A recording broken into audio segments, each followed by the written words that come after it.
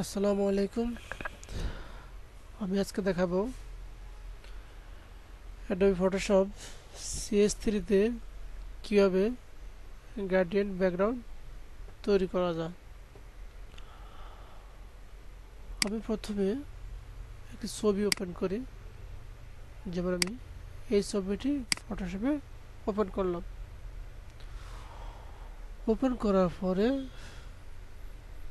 Magic eraser টুল দিয়ে একটি ক্লিকের মাধ্যমে এই ব্যাকগ্রাউন্ডটি ফেলে দেই। দেওয়ার পরে আমি একটি নতুন লেয়ার নিব, লেয়ার, নিউ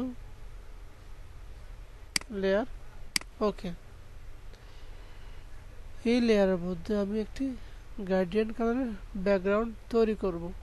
সেজন্য যাব হচ্ছে আমি ফটোশপের টুলের গ্রেডিয়েন্ট টুলে। এখানে আমার পছন্দের কিছু গ্রেডিয়েন্ট কালার আছে, যেগুলো ফটোশপ বাই ডিফল্ট দিয়ে থাকে। আমি এখান থেকে লাল সবুজ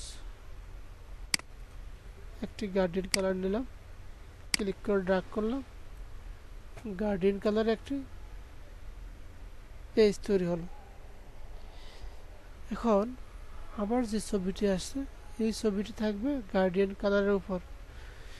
সেজন্য আমার লেয়ার 1 কে লেয়ার 0 নিচে নিয়ে আসবো, মানে ছবিটি থাকবে নিচে আর কালার থাকবে, সরি, ছবি থাকবে উপরে, কালার থাকবে নিচে। তো ক্লিক করে ড্র্যাগ করে এটিকে নিচে নিয়ে আসলাম।